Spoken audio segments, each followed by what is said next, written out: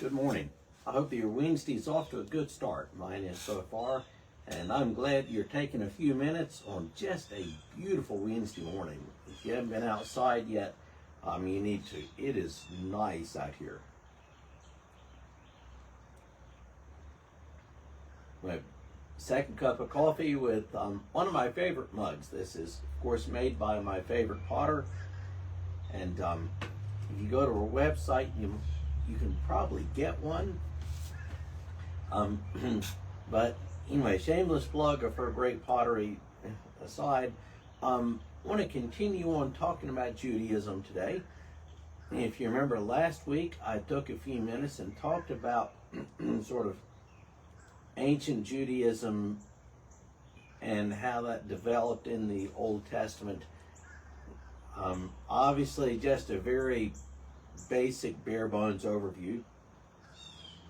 And so I want to do the same thing now with a look at sort of more contemporary Judaism, with a disclaimer that as a Christian, I'm not an expert on Judaism, but I'll tell you what I know. And if you are a Jew and you're listening to this, if I get something wrong, comment on Facebook or YouTube, but I will try to be as fair and accurate as I can. So Judaism for today, it basically, looking at it in the historical viewpoint, it would have descended from the rabbinic Judaism, Pharisaic Judaism of the first century. The temple is destroyed in 70 AD, and with that went the Sadducees as an active party. So if you're thinking in terms of family trees, the part of the branch of the family tree that were the Sadducees essentially got cut off in 70 AD. And so Judaism continued through the years through the rabbinic, the Pharisaic line. So several things to mention right off the bat in discussing Judaism, our Jewish cousins. Judaism is as much or perhaps more a matter of orthopraxy than orthodoxy, meaning that Judaism does have a doctrinal component, but it is more so a matter of how you live than what you believe. And Christianity is more doctrinal. Christianity is more doctrinal than Judaism is. So in Christianity, we have an awful lot of PhDs in systematic theology who study deeply the core tenets of the faith and the theology, biblical theology, systematic theology. And Judaism doesn't have as much emphasis on doctrine itself. It is, as like I said, it's as much or perhaps more a matter of orthopraxy, right living, than right belief. Something that we Christians are guilty of. Sometimes when we read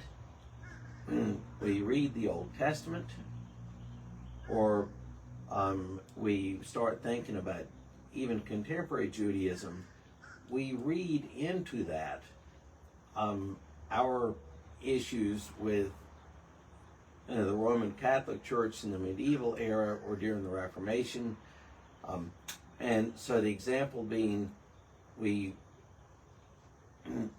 read all of the disputes over faith versus works of the Reformation. We read that into our relationship with contemporary Jews, or read that into the Old Testament, and we come away thinking that the Old Testament, or even today, that Judaism is all a matter of just checking the boxes, that you can just sum up your relationship with God simply in checking the boxes.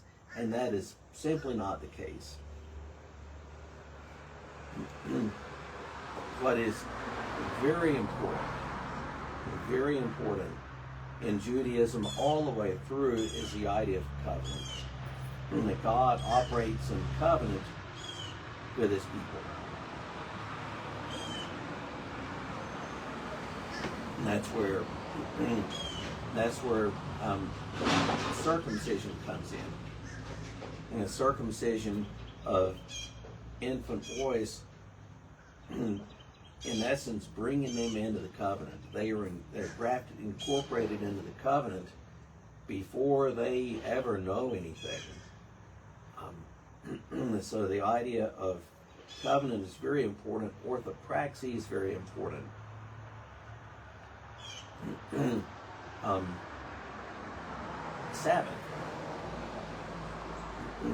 Sabbath, or as you would put it in Hebrew, Shabbat.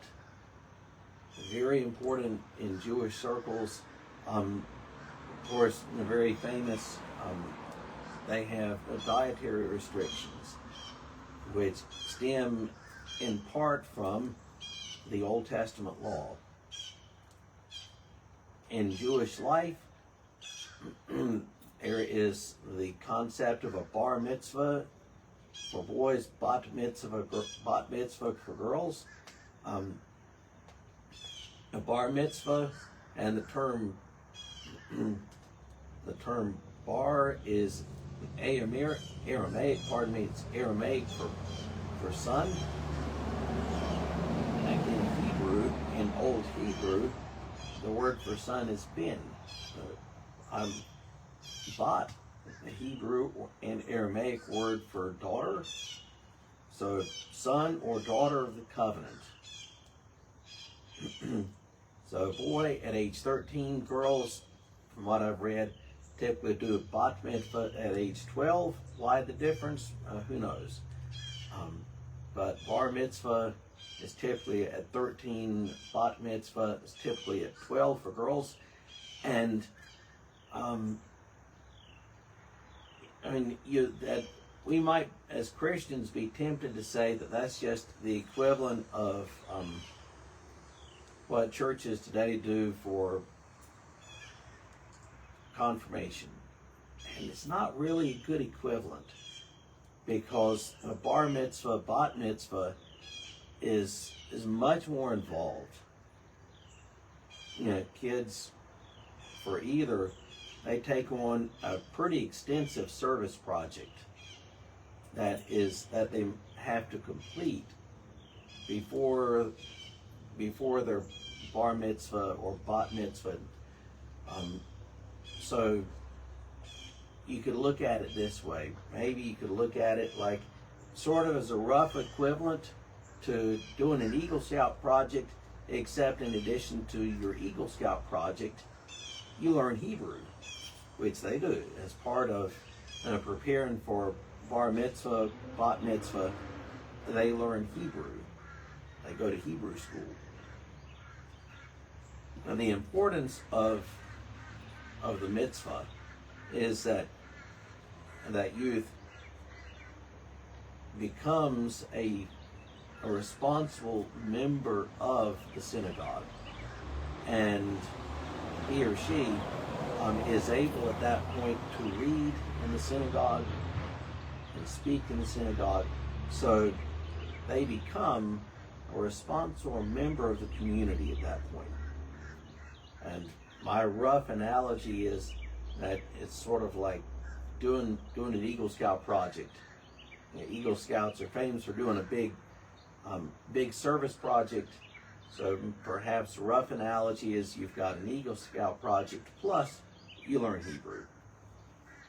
Now, within contemporary Judaism, you have three broad movements. They are Orthodox Jews, Conservative Jews, and Reform Jews. The Orthodox Jews are the most conservative, and when I use the term conservative, I don't mean politically conservative. they're conservative in lifestyle. You might say they're the most traditional. If you go to major cities, particularly in the north, or if you go to Israel today, you see men in Israel with large, broad black hats and beards and ringlets on the edge of the beards. It's Orthodox Jews. When I was going to Israel in January of 2020, just before the pandemic hit, I remember being struck by the number of Orthodox Jews that paused to pray periodically during the flight. I was really struck by that. So the Orthodox Jews are the most observant. They're the most strict in following the Torah and the collective rabbinic teachings since then. They're the most strict in following that. Then there's conservative Judaism. And conservative Judaism, of these three broad movements within Judaism, conservative Judaism, I think, is the smallest. Something over 1 million in the world today. They try to find a middle ground between strict following of tradition with the Orthodox community and modernism, which is where you find the Reform Judaism. Conservative Jews see the collective teachings, which I think is called the halakha. Again, someone can correct me on that. They view the halakha, the collective teachings of the rabbis, they view that as being evolving, where the Orthodox community would see that as more set in stone. And then the largest body, I think, certainly within the U.S., Reformed Judaism, these are the most modern. And the open of Jewish bodies, they more view halakha, the collective wisdom and teachings, as being optional. The conservative community sees it as being evolving but mandatory, and the Reformed community sees it as optional. One of the things that struck me is that, from what I've read, the general trend among Reformed Jews today over the last 20 or 30 years is to become more and more observant, and the trend over that same period of time for conservative Judaism is to be less observant, which struck me as being interesting. It's not as I say, I don't have a dog in that fight of being a Christian myself. So particularly issues within Judaism. Most strains of Judaism will use women as rabbis. Certainly in conservative and Reformed Judaism, no issue with women as rabbis. Some Orthodox Jews will use women as rabbis, but the practice is a little more controversial in those circles. In the realm of the afterlife, and that's something that we as Christians is big for us. A lot of times people talk about, what do I have to do to get into heaven? How do you get into heaven? Is so and so going to heaven? The issue of the afterlife is big for us. It's not that much of an emphasis in Judaism. In the New Testament era, Pharisaic Judaism had a strong belief in resurrection, the resurrection of the righteous when on the day of the Lord, that is, I guess the best way to put it is that's really not emphasized. That's not really emphasized much in Judaism today. I would assume that it is more of an emphasis for Orthodox Jews and less of an emphasis for Reform Judaism, but that's just my assumption as an outsider.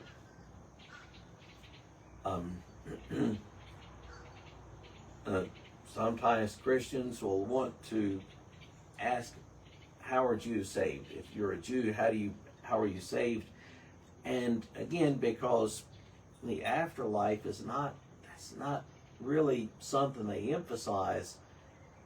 When we ask that question, we're asking a Christian question of non-Christians. So it's like asking a dairy farmer how he's going to gather eggs. So are Jews saved? That is above my pay grade. And as a Christian, I believe that salvation comes only through the atoning work of Christ. How that applies to Judaism, I leave that to God. That's above my pay grade, as they say.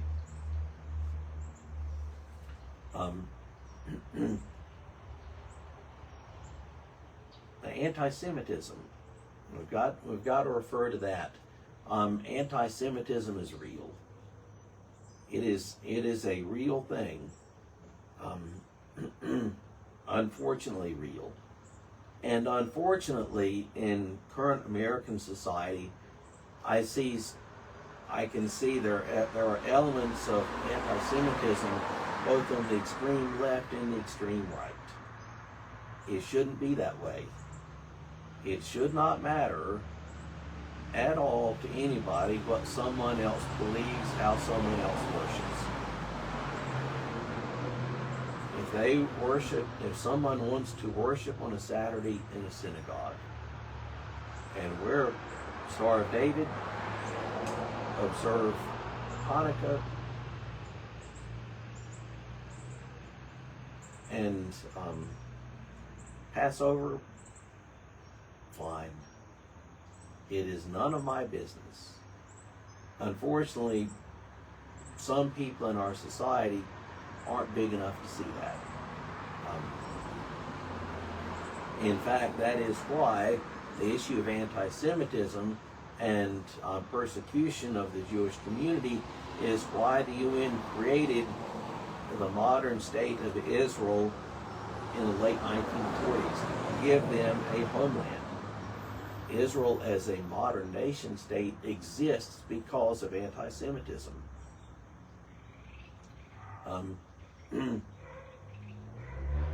If you are at all familiar with Hebrew and are following along, when you read the Old Testament, you'll notice that periodically in the Old Testament, you'll see the word Lord used. Actually, you'll see it a lot. The word Lord will be used with small caps, capital L, and then capital O-R-D, except the O-R-D are smaller font. That's where the divine name, which is normally thought to be pronounced Yahweh, is used in the Old Testament. And if you go to a synagogue service, whenever they get to, and they're reading from the Torah or one of the prophets or something, whenever they get to that divine name, instead of saying Yahweh, they will substitute Adonai, which is my Lord, but it's sort of a generic word for Lord rather than Lord as in the divine name. And by the way, I would, if you're ever invited to go to a synagogue service, I highly recommend it. I've been to a couple. Years ago, when I was in seminary, I was helping with the confirmation class for the church that I was attending at the time, and we took our confirmands, and it was a pretty big group. We took them to a synagogue service, which was really interesting. At the time, I was either studying Hebrew at the time, or I had just finished taking Hebrew, and I sort of geeked out on it. It was really fascinating. And then just a year or two ago, I went to a bar mitzvah. I went to a bar mitzvah service. So if you're invited to go to a synagogue, I highly recommend it. And if you go, as the old saying goes, when in Rome, do as the Romans do. So, with that, I hope that I have been fair to and somewhat fair and accurate with our Jewish cousins. One more thing to mention. When we think about the modern nation state of Israel, we do not need to think that Israel today equals ancient Israel. Like Israel today equals the ancient kingdom of Israel. One is a very modern nation state that was created in the late 1940s as a homeland for Jews.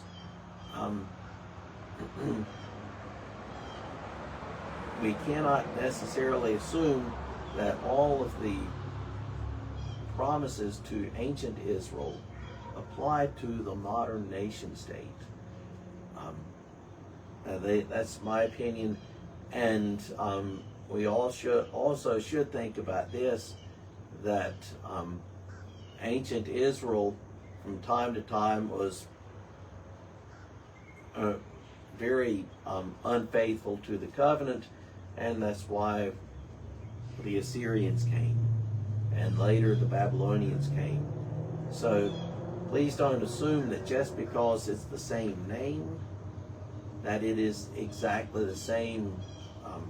One is a modern nation state, and the other is ancient Israel as the kingdom, ancient Israel as the chosen people. Whether Jews today are part of the chosen people, my assumption is that in some way they remain chosen by God, but that is still a matter of much discussion and far too big for me to get into on a Wednesday morning. But anyway, I hope I've been fair and accurate, and have a great rest of your day.